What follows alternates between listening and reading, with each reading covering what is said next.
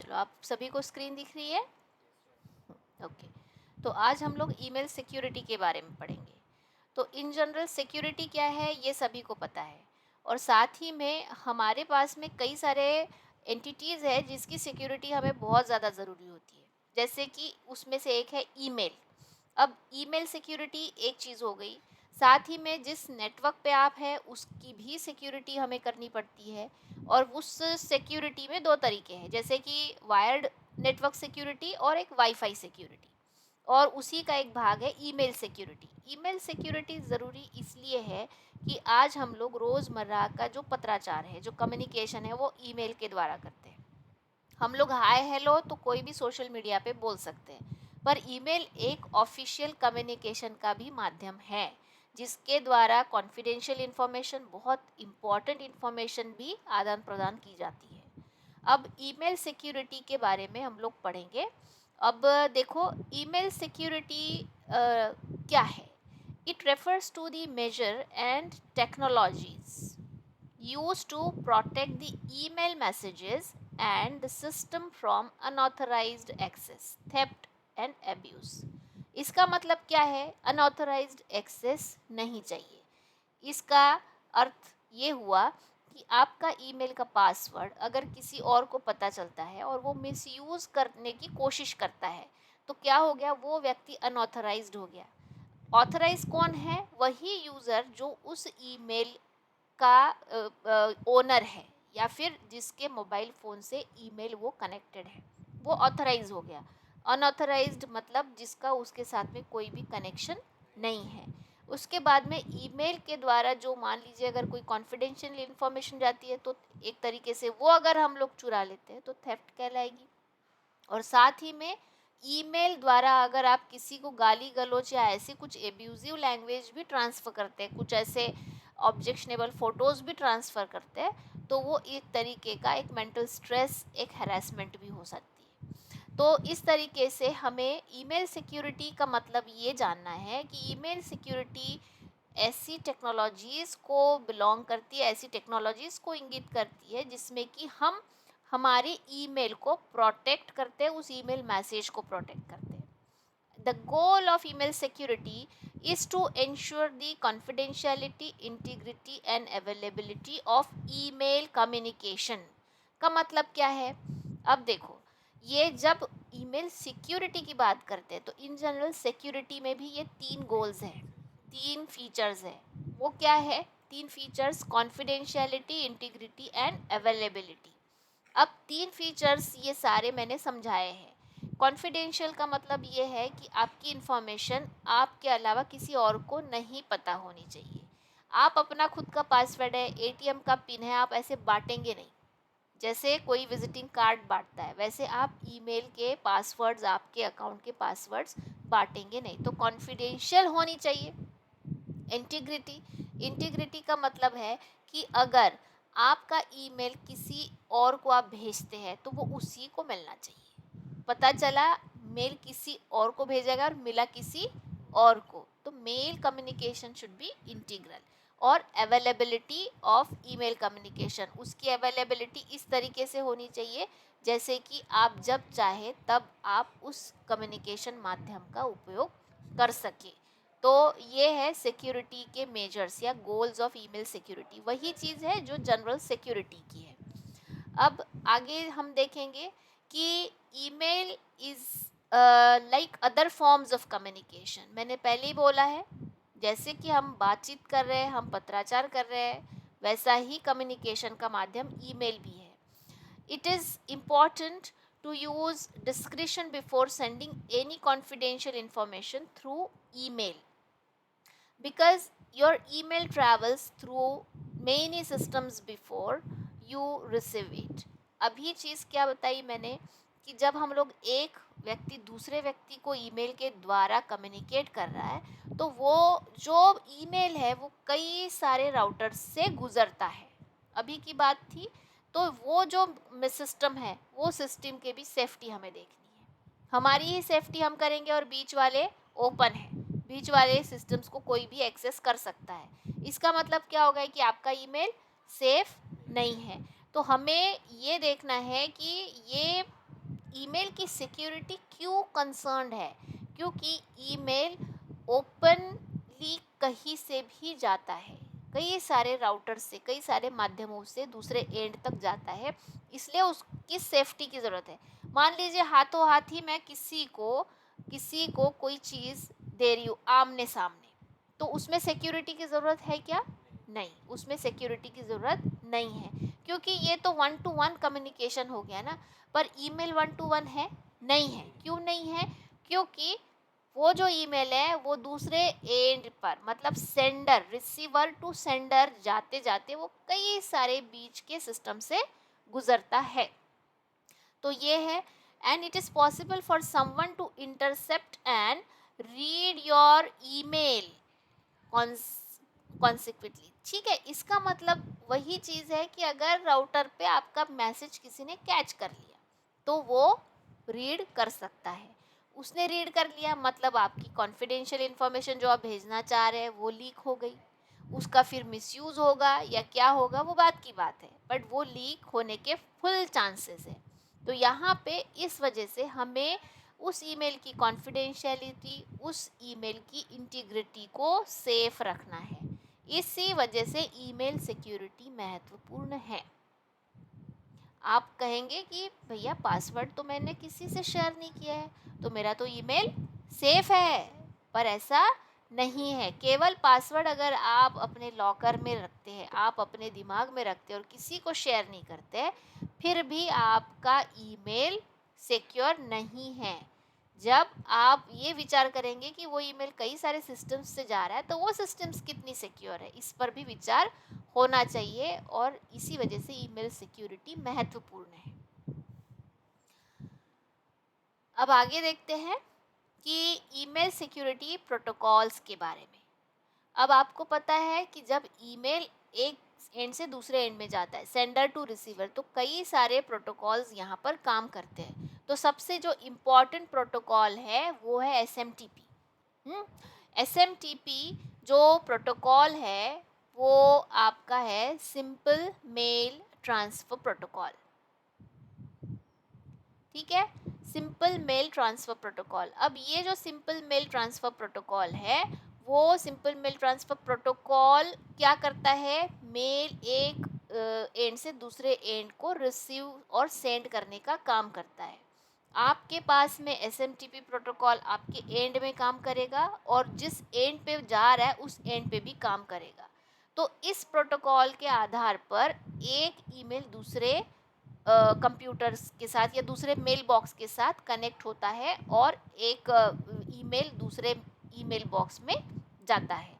तो ये प्रोटोकॉल उसके लिए इम्पॉर्टेंट है। अब दूसरा ये है, ये आपको ध्यान रखना है SMTP के बारे में ही। अब यहाँ पे ये जो कॉन्फिडेंशियलिटी है ईमेल की बोलिए या इस प्रोटोकॉल की, ये प्रोटोकॉल की कॉन्फिडेंशियलिटी का मतलब क्या है कि protection from disclosure. Protection from disclosure, आपका ईमेल कोई भी मिडलमैन को नहीं मिलना चाहिए। That is what your email is confidential. अब उसके बाद में ऑथेंटिकेशन।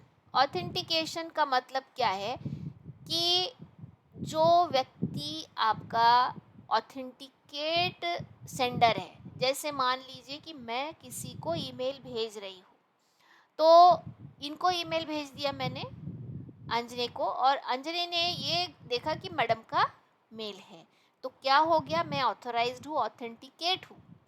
आपके ईमेल बॉक्स में ऐसे कई सारे ईमेल आते होंगे जो कि अता पता ही नहीं है आपको, उसे हम लोग स्पैम मेल के नाम से जानते हैं, स्पैम मेल के नाम से। और कई बार हम लोग को पूछा जाता है कि mark this mail as a spam. अब अगर हमने मार्क कर दिया उसको स्पैम करके, तो वो मेल आपको फिर से कभी नहीं आएगा, या उस सेंडर का मेल आपको फिर से आपके मेल बॉक्स में नहीं आएगा, वो स्पैम फोल्डर में चला जाएगा। आ रही बात ध्यान में? तो ये ऑथेंटिकेशन भी बहुत ज़रूरी है कि आपका सेंडर है वो प्रॉपर ऑथेंटिकेट। कहीं से भी मेल आ रहा है, उस मेल में पता चल रहा है कि आप 1 करोड़ की लॉटरी जीत गए और क्लिक करो तो आपने विश्वास रख दिया, क्या वो ऑथेंटिकेट है? नहीं है। तो आपने ऐसे ही मेल खोलने हैं जो कि ऑथेंटिकेट यूज़र से आ रहे हैं। फिर मैसेज इंटीग्रिटी, का मतलब है protection from modification. Message integrity भी एक इम्पॉर्टेंट बात है। अब यहाँ पे क्या है, देखो, मॉडिफिकेशन का मतलब ये होता है कि आप कोई भी उस ईमेल मैसेज में मॉडिफाई कर सकते या उसको अल्टर कर सकते। अल्टर करना मतलब ये आपकी मेल बॉक्स की बॉडी है जिसमें आपने मेल किया। हाय, मैंने लिखा कि hi Raj, how are you, I am very much missing you, I am friend of you, कितने दिन हो गए तुमसे मिले नहीं, जब से तुम वर्धा आए हो तो हमें भूल गए हो, वगैरह वगैरह। ठीक है, अब ये सब हो गया। अब क्या हो गया कि कोई बीच में राउटर में इस मैसेज को कैच कर लिया और इस मैसेज को बोल दिया कि यहाँ पे Raj I like you very much, तो उसने लिख दिया लाइक की जगह I hate you very much. उसने लिख दिया कि अच्छा हो गया तुम वर्धा चले गए, बला टली। तो इस तरीके का क्या हो गया ना, ये मॉडिफिकेशन हो गया। अब बेचारा जो राज है, जो मान लीजिए ये रवि है, रवि राज को मैसेज कर रहा है। अब रवि जो राज को मैसेज कर रहा है उसने क्या किया, आई लाइक यू वगैरह सब बोल दिया, पर राज को क्या मैसेज मिला, आई हेट यू।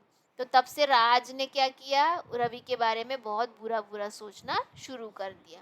तो ये तो मैं खैर बहुत छोटा एग्जाम्पल, ऐसे कई सारे एग्जाम्पल्स है कि जहाँ पे मॉडिफिकेशंस होते हैं और लोगों के फाइनेंशियल स्टेटस दाव पे लगते हैं, लोगों की ज़िंदगियाँ दाव पे लगती है। तो ये मॉडिफिकेशन न होना मतलब मैसेज इंटीग्रिटी। जो मैसेज रवि ने भेजा हुआ है वही सेम मैसेज राज को मिलना चाहिए। इसका मतलब क्या हो गया, मैसेज इंटीग्रिटी। हम बोलते हैं ना इंटीग्रिटी, नेशनल इंटीग्रिटी, एकात्मता। फिर non repudiation of origin, protection from the denial by sender. अब नॉन रेपुडिएशन ऑफ ओरिजिन का मतलब ये है कि आपका जो सेंडर है किस तरीके से है, ये सेंडर है और यहाँ मेल जा रहा है रिसीवर को। अब ये जो सेंडर है ये रिसीवर को जब मेल करता है और रिसीवर भी उसे रिस्पॉन्स में कुछ भेजता है, मेल करता है, तो यहाँ पे अब ये जो सेंडर है, ये सेंडर इस रिसीव होने वाले मैसेज को कभी भी डिनाई नहीं कर सकता। हमारी बात ध्यान में, कभी भी वो डिनाई नहीं कर सकता। क्यों डिनाई नहीं कर सकता, अभी देखो, अभी आपको कई सारे मेल आते हैं जो कि स्पैम होते हैं, और उस स्पैम का अगर आप सेंडर देखोगे ना तो नो रिप्लाई करके रहता है। नो रिप्लाई मतलब आप उसको रिटर्न मैसेज ही नहीं कर सकते। ऐसा होना चाहिए क्या, नहीं। जब वहाँ से आ रहा है तो आपका भी अधिकार बनता है कि आप उसको मैसेज भेजो और वो उसको पढ़े। तो ऐसे कई सारे जो मेल होते हैं वो ऐसे होते हैं ना, वन वे ट्रैफिक जैसे होते हैं कि वो भेज तो देता है पर आप उसको सेंड नहीं कर सकते, आप उसको रिप्लाई नहीं कर सकते। तो ये भी चीज़ गलत है, ईमेल के मामले में ये भी चीज़ गलत है। ठीक है, आगे बढ़े। हाँ, वो डिस्कस करते हैं वो अभी। उसके बाद में देखो ईमेल किस तरीके से काम करता है, एक ओवरव्यू ले लेते हैं। ये आपको बात समझ में आई इस स्लाइड से कि क्या होना चाहिए, क्या कनेक्शन है ईमेल के सिक्योरिटी का। अब उसमें composing an email on a client software कैसे होता है। ईमेल हम लोग क्लाइंट सॉफ्टवेयर पे कंपोज करते हैं। वो क्लाइंट सॉफ्टवेयर कुछ भी हो सकता है, जीमेल हो सकता है, याहू मेल हो सकता है, आपका हॉटमेल हो सकता है, माइक्रोसॉफ्ट आउटलुक हो सकता है। उसके बाद में connecting to an email server, फिर जैसे हम लोग कंपोज करते हैं और हम लोग सेंड बटन दबाते हैं, सेंड बटन दबाते हैं, ईमेल सेंड करते हैं। तो उस सेंड बटन दबाने से क्या होता है कि जो ईमेल है आपका वो ईमेल सर्वर से कनेक्ट हो जाता है। तो ईमेल सर्वर कौन कौन से है, जैसे गूगल का सर्वर है, माइक्रोसॉफ्ट एक्सचेंज सर्वर है, और ये जो सर्वर है ये कनेक्शन किस तरीके से होता है, कौन से प्रोटोकॉल से होता है, SMTP, simple mail transfer protocol. अब ईमेल सर्वर क्या करता है, अब ईमेल सर्वर से हम कनेक्ट हो गए, email server sends the mail to the recipient's email server using SMTP। अब ये आपका क्लाइंट है, ठीक है, और ये आपका सेंडर का क्लाइंट है। मैं क्लाइंट बोल रही हूँ, मैं सर्वर नहीं बोल रही हूँ। जैसे कि मेरा लैपटॉप क्लाइंट है, ये डेस्कटॉप क्लाइंट है। अब यहाँ पे बड़े बड़े सर्वर्स हैं, ये सर्वर्स है, ठीक है। अब यहाँ से कनेक्शन यहाँ आ गया, फिर इस सर्वर से इस सर्वर पे आ गया, और फिर ये सर्वर यहाँ पे आ गया। ये कौन है? ये सेंडर है। ये कौन है? रिसीवर है। ये सेंडर का ईमेल सर्वर है और ये रिसीवर का ईमेल सर्वर है। आ रही बात ध्यान में? तो इस तरीके से, और ये सारा कम्युनिकेशन कैसे हो रहा है? Using SMTP protocol. The recipient's email server deliver the email to the recipient's inbox using IMAP और POP। अब यहाँ पे यहाँ से यहाँ जो कम्युनिकेशन हो रहा है वो हो रहा है IMAP या फिर POP प्रोटोकॉल, ठीक है। POP protocol, usually POP protocol ज़्यादा होता है, इसे पोस्ट ऑफिस प्रोटोकॉल बोलते हैं, ठीक है। अब ये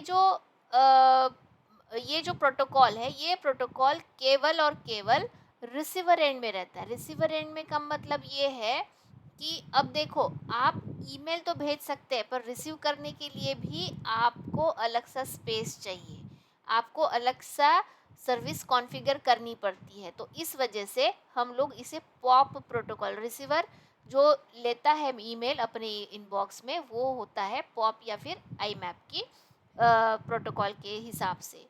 The recipient can retrieve the email from their inbox using an email client software। Email client software कौन सा है?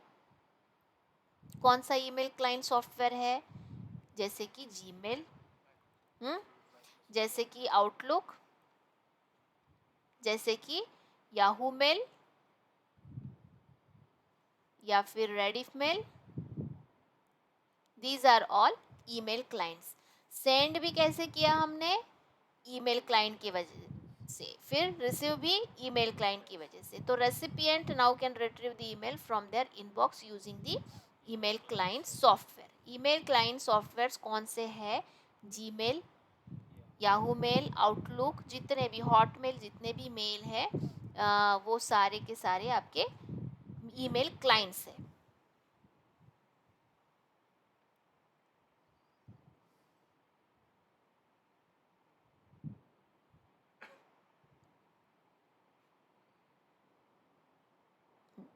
तो इसे, ये जो दोनों स्लाइड्स है, ये दोनों स्लाइड्स में उसका वर्किंग, जो सेंडर और रिसीवर के बीच में जो कम्युनिकेशन हो रहा है ईमेल का, वो दोनों का ईमेल का कम्युनिकेशन को डिटेल में बताया गया है, ठीक है। अब ये जो डिटेल है ये आपको खुद को पढ़ने हैं और मुझे डाउट पूछने हैं ये पढ़ के, ये मैं वेबसाइट पर अपलोड कर दूंगी। और इसे अभी देखो डायग्रामेटिकली रिप्रेजेंट किया गया है। आप देख सकते हैं ईमेल क्लाइंट है ये, जैसे कि आपका गूगल या फिर जीमेल है। फिर उसके बाद में ये SMTP सर्वर है। किसका SMTP सर्वर है? इस क्लाइंट का, जो ईमेल क्लाइंट है उसका SMTP सर्वर है। फिर उसके बाद में इन्होंने गेट MX record domain2.com, यहाँ DNS सर्वर को भी ये कनेक्ट करता है, क्योंकि DNS सर्वर क्या करता है, जैसे मान लीजिए ये जीमेल है या फिर आउटलुक है और दूसरे का कुछ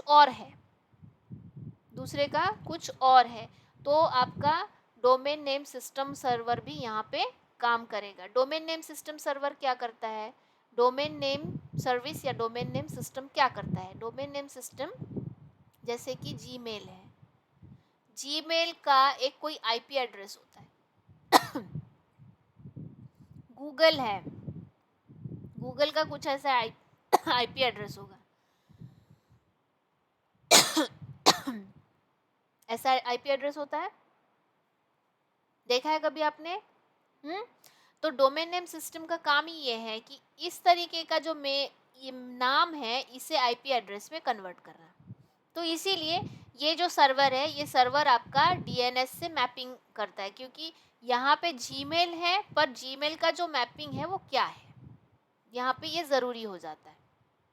फिर यहाँ देख सकते हैं आप कि domain2.com, domain2.com मतलब ये आ गया आपका रिसीवर का सर्वर, रिसीवर का सर्वर। यहाँ जो भी स्पैम की पॉलिसी होगी उस स्पैम की पॉलिसी अडाप्ट की जाएगी। जैसे कि फॉर एग्जांपल देखो, जीमेल जिसको स्पैम बोलता है, ज़रूरी नहीं कि रेडिफ मेल उसको स्पैम बोले, ज़रूरी नहीं है। तो स्पैम की जो भी पॉलिसी होगी, इसका मान लो रेडिफ का है तो रेडिफ में स्पैम डिटेक्शन नहीं होता है, तो उसकी स्पैम की पॉलिसी वीक है, तो वो जो भी रहेगा वो उस तरीके से डालेगा। अब जीमेल की स्ट्रांग है तो वो ऐसे मेल को स्पैम कर देगा, तो ये सर्वर से सीधा जाएगा आपके यूज़र इनबॉक्स में, जो कि दूसरा ईमेल क्लाइंट है। और कौन सा प्रोटोकॉल यहाँ यूज़ होता है, पॉप या फिर IMAP,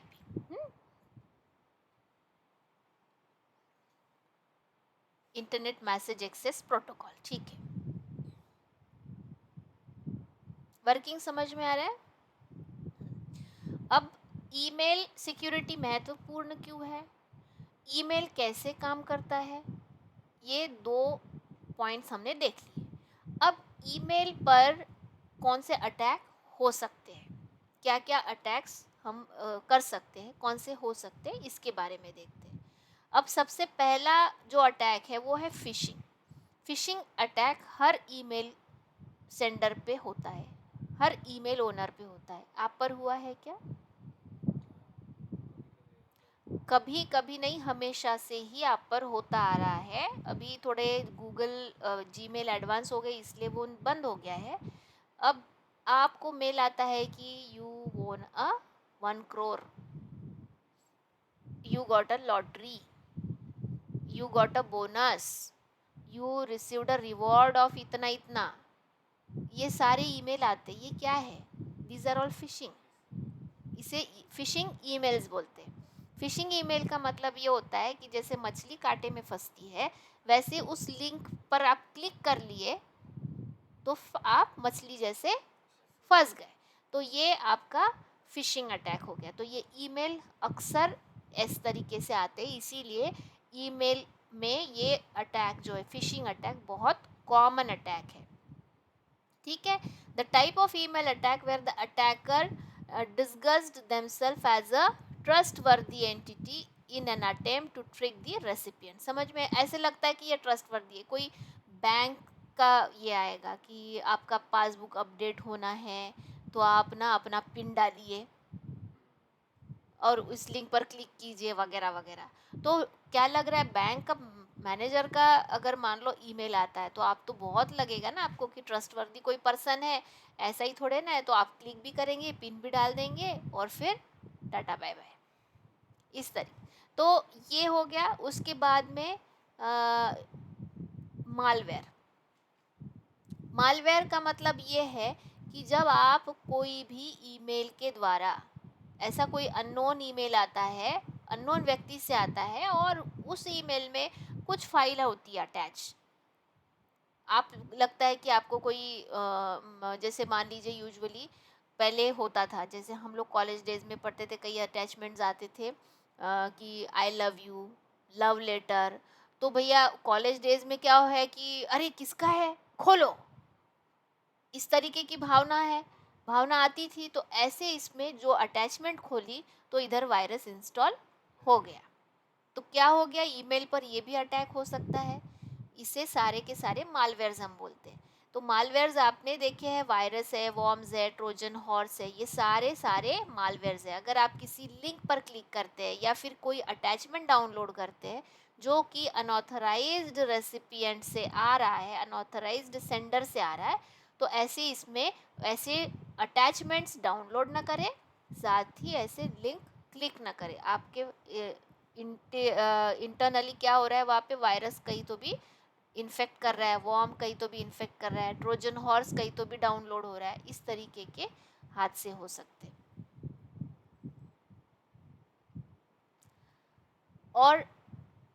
और अटैक है स्पूफिंग। स्पूफिंग का मतलब क्या है?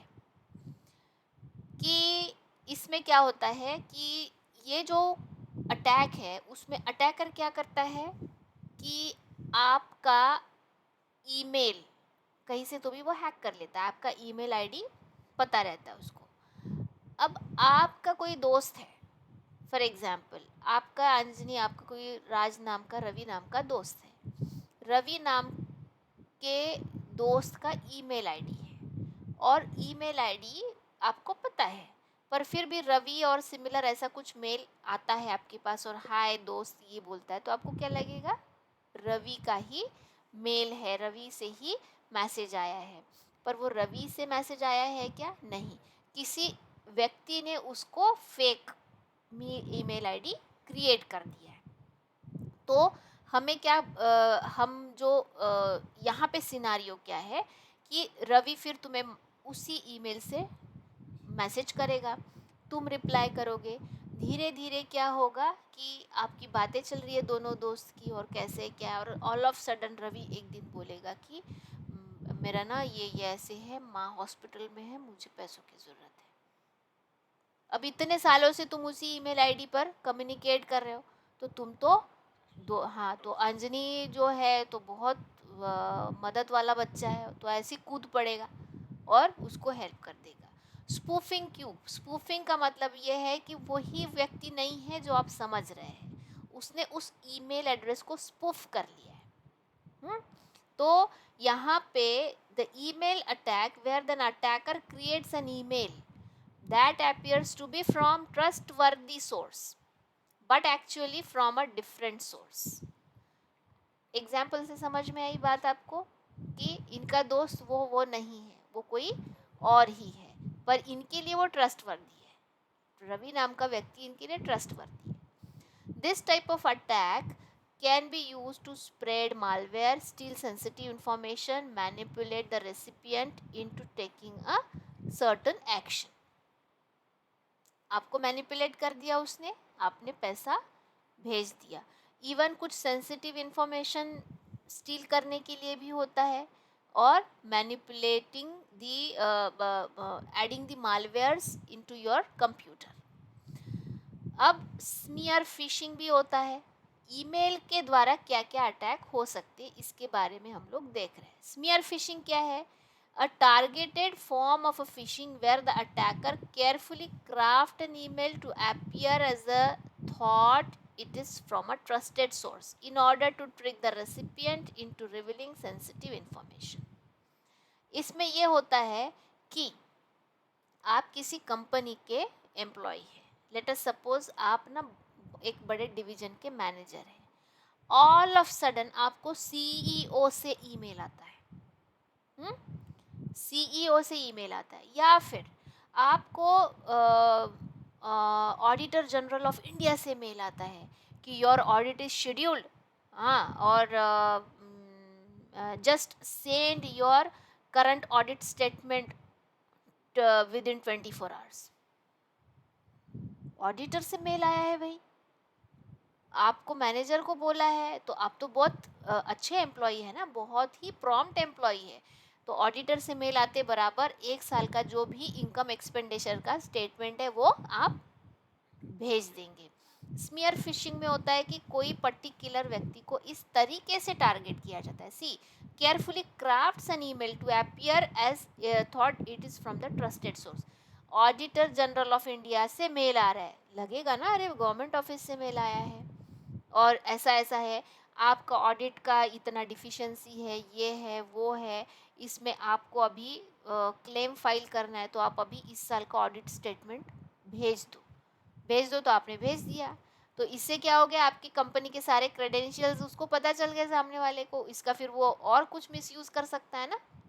मान लो आपका कोई कॉम्पिटिटर ही हो मार्केट में आपके कंपनी का, उसके द्वारा वो मेल गया होगा, उसको तो सीक्रेट कुछ पता चल गया कि आप किस पर खर्चा कर रहे हो और किस पर क्या हो रहा है।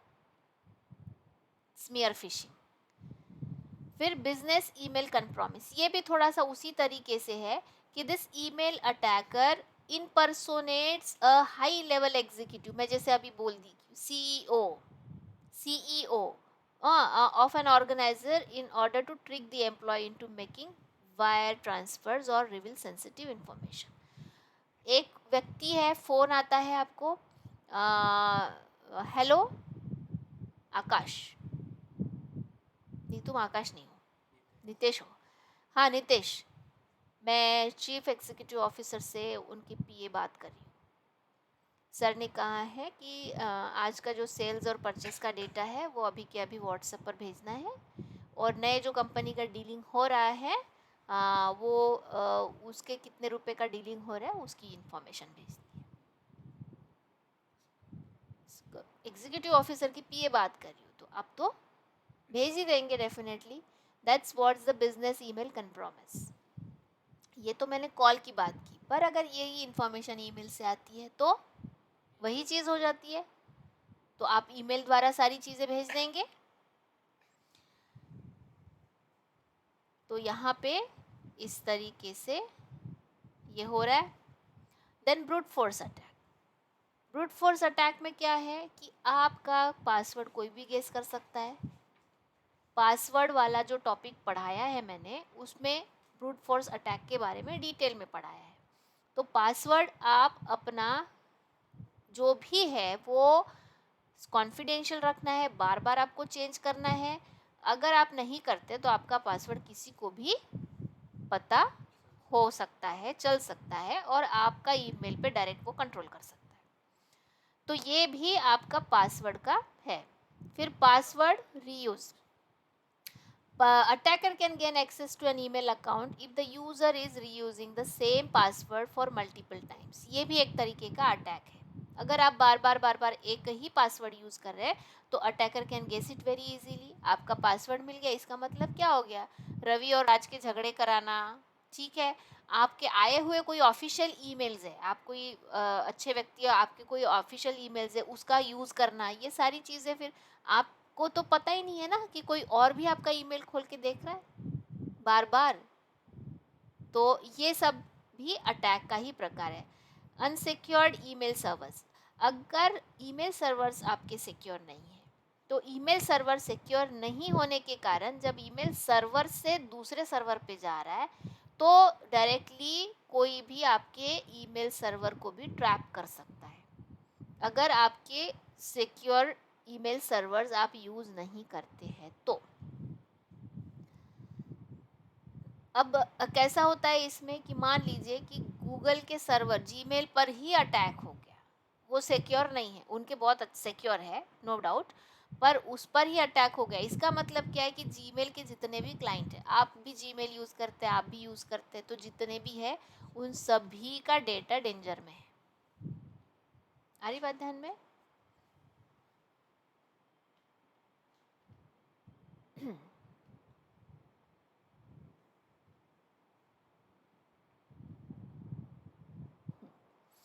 अब हमने ईमेल अटैक्स के बारे में देखा। अब एक छोटा सा पार्ट पढ़ेंगे कि ईमेल हेडर क्या है। आपने कभी ईमेल हेडर देखा है? ईमेल हेडर नहीं देखा होगा अभी तक। जब आप, आज का आपका एक एक्सरसाइज है, आप ये एक्सरसाइज करनी है कि ईमेल हेडर देखना है आपका। ईमेल हेडर आप कैसे देखेंगे? अब यहाँ पे देखिए, आपका यहाँ जो भी, जहाँ जैसे मान लीजिए ईमेल आ रहा है आपको, तो यहाँ पे नीचे में एक लाइन लिखी होती है टू और फ्रॉम, राइट। तो अब जैसे यहाँ पे टू होता है तो उसमें मी या फिर आपका आईडी होगा, और यहाँ पे और एक होता है कि किसी और को भी सेंड किया होता है। तो आप ड्रॉप डाउन में जाके किसको किसको सीसी है, किसको बीसीसी है, पता है आपको? सीसी बीसीसी नहीं पता है? सीसी का मतलब होता है कार्बन कॉपी, मतलब मैंने जो मेल भेजा है नितेश को वो सीसी मैंने आंजने को किया है। फिर बीसीसी मतलब ब्लाइंड कार्बन कॉपी, पता है? सुने हैं।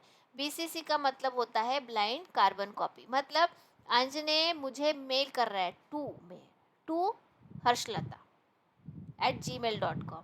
अगर बीसीसी में आपने नितेश को डाल दिया तो ब्लाइंड कार्बन कॉपी, उसी मेल की कॉपी नितेश को तो मिलेगी, बट इट इज़ ब्लाइंड, मतलब मुझे नहीं पता चलेगा कि आपने नितेश को भेजा है। That's a blind carbon copy. और और यहाँ पे ये एक होगा हेडर करके, ईमेल हेडर। ऐसा कहीं तो भी अलग अलग ईमेल मेल बॉक्स के अलग अलग आइकन्स होते हैं, तो ईमेल हेडर होगा। ईमेल हेडर पर आप क्लिक करते हैं तो इतना बड़ा ऐसा ईमेल हेडर आ जाएगा, इतना बड़ा लंबा सा। और उस हेडर में आपका ईमेल कौन से आईपी से ओरिजिनेट हुआ है, वो देन सर्वर जो मैंने कहा ना, उस ईमेल सर्वर का नाम क्या है, कब हुआ है, फिर उसके बाद में रिसीवर का सर्वर का एड्रेस क्या है, ये सारा सारा उसकी पूरी कुंडली, आपकी जो ईमेल की पूरी कुंडली उसमें होगी। तो ये है आपका ईमेल हेडर। और जो हैकर होता है ना, वो ईमेल हेडर की ही जांच करता है। वो हैकर हमेशा ईमेल हेडर का ही अभ्यास करता है, उसको सब पता रहता है कि कहाँ कहाँ से वो ईमेल कैसे कैसे आया है।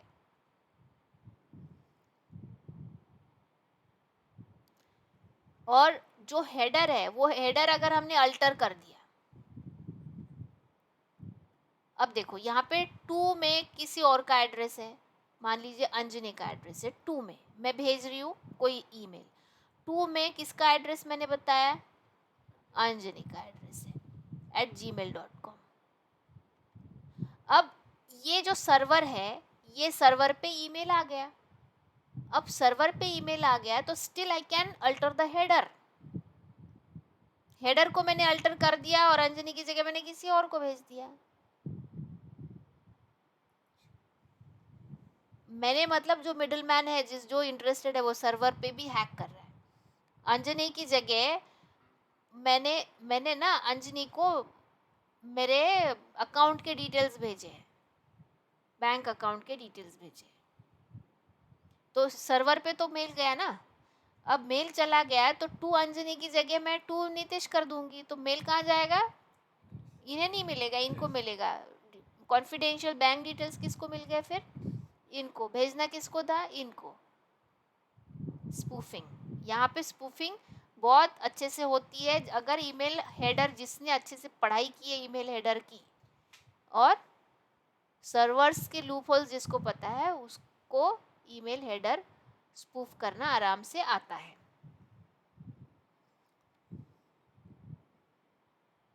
ठीक है। दूसरा ईमेल हेडर का इंपॉर्टेंट ट्रैकिंग, मैंने कहा ना कि आईपी एड्रेस होने के कारण सेंडर कहाँ से ईमेल कैसे जा रहा है, ये सारे डिटेल्स हेडर में होते हैं, तो ट्रैक कर सकते हैं। ये ईमेल हेडर आपका एक तरीके का एविडेंस भी है। अगर कोई सिक्योरिटी ब्रीच होता है या फिर कोई लॉ एंड ऑर्डर के हिसाब से केस होता है, तो जब ईमेल आपका एक जगह से दूसरे जगह जाता है तो उसका हेडर जो है वो एज अ एविडेंस करके भी हम यूज़ कर सकते हैं। फिर covering the tracks, hackers can manipulate email headers to cover their tracks and make it more difficult to trace the origin of the email and the attacker। अगर एक email suspicious email है जो कि किसी और भेजना है, भेजना मतलब अंडरवर्ल्ड का ईमेल है जो कि अभी पुलिस को ट्रैक नहीं होना चाहिए, साइबर सेल को ट्रैक नहीं होना चाहिए, तो ऐसे इसमें आप अपने ही ईमेल को मैनिपुलेट करके भेज सकते हैं। तो ये इसके उपयोग बताया गया है कि उसका क्या सिग्निफिकेंस है। हाँ, अब आते हैं कि ईमेल सिक्योरिटी के बारे में हमने देखा कि क्यों इम्पोर्टेंट है, क्या अटैक्स हो सकते हैं, ईमेल हेडर के बारे में देखा, वो सेंड कैसे होता है, ये सब देख लिया। अब सही में आपको ईमेल सिक्योरिटी करनी है या नहीं करनी है, सिक्योर रहना चाहिए या नहीं रहना चाहिए, आपका ईमेल रहना चाहिए। इस वजह से क्या है कि आपका यूज़र अवेयरनेस एंड एजुकेशन बहुत ज़रूरी है। यूज़र एजुकेशन अवेयरनेस बहुत ज़रूरी है। इंडिविजुअल ही नहीं, कोई कंपनी है, कोई एम्प्लॉय है, तो उनको प्रॉपर ईमेल के बारे में ट्रेनिंग देना ही देना है कि पासवर्ड शेयर नहीं करना है, पासवर्ड बार बार बदलना है, वो पासवर्ड थोड़ा सा डिफ़िकल्ट होना चाहिए, वगैरह वगैरह। तो ये ट्रेनिंग देना बहुत ज़रूरी है।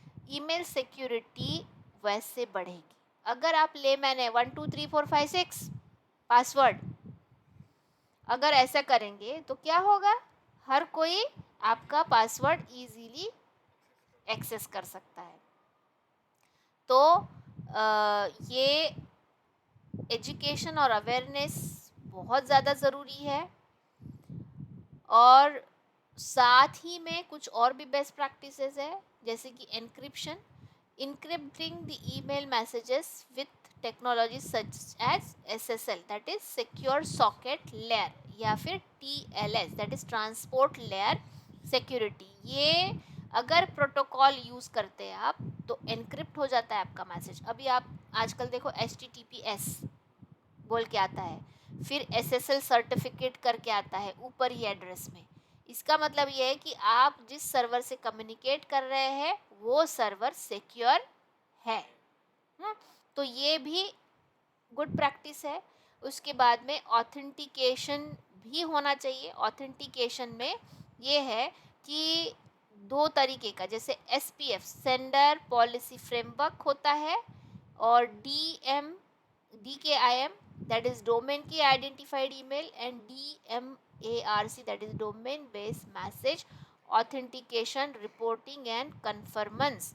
ये सारे के सारे जो ऑथेंटिकेशन मेथड्स है, ये ऑथेंटिकेशन मेथड आपके सेंडर को वेरीफाई करते हैं और ईमेल को स्पूफ होने से बचाते हैं। ये सारे मेथड्स आपके अभी जितने भी एडवांस सर्वर्स है, एडवांस ईमेल क्लाइंट्स है, वो सारे ऑथेंटिकेशन के और एन्क्रिप्शन के मेथड्स यूज़ करते ही करते हैं। साथ ही में हमें क्या करना है कि ईमेल से कुछ डाउनलोड भी हो गया तो हमारे कंप्यूटर पे एंटीवायरस रहना चाहिए, एंटी स्पैम फिल्टर्स रहने चाहिए, साथ में ही 2 फैक्टर ऑथेंटिकेशन होना चाहिए। आपको पता है कि जब हम लोग ये करते हैं ईमेल एक्सेस तो मोबाइल पे भी मैसेज आता है। उसके बाद में secure email services, secure email services से ही हमें मेल रजिस्टर करना चाहिए। जैसे कि services like Proton Mail, Hush Mail offers end-to-end encryption, which means that the email message is encrypted before it leaves the sender's computer and cannot be decrypted by the recipient। So इस तरीके के services भी हमने use करने चाहिए। तो ये सारा आपका ईमेल सिक्योरिटी के बारे में है। कुछ सिक्योरिटी टिप्स है ईमेल को अच्छा रखने के लिए, सेफ रखने के लिए, कि आपका पासवर्ड चेंज करो। फिर send your friend an email warning then not to click on any link they receive from your email account. ठीक है, बहुत बार होता है ना आपका ईमेल हैक हो जाता है। हैक होने के बाद में आपने तुरंत अपने दोस्तों को मैसेज भेजना है कि मेरा ईमेल आईडी हैक हो चुका है, कृपया मेरे ईमेल आईडी से कोई भी मेल या कोई लिंक आती है तो उस पर क्लिक ना करें।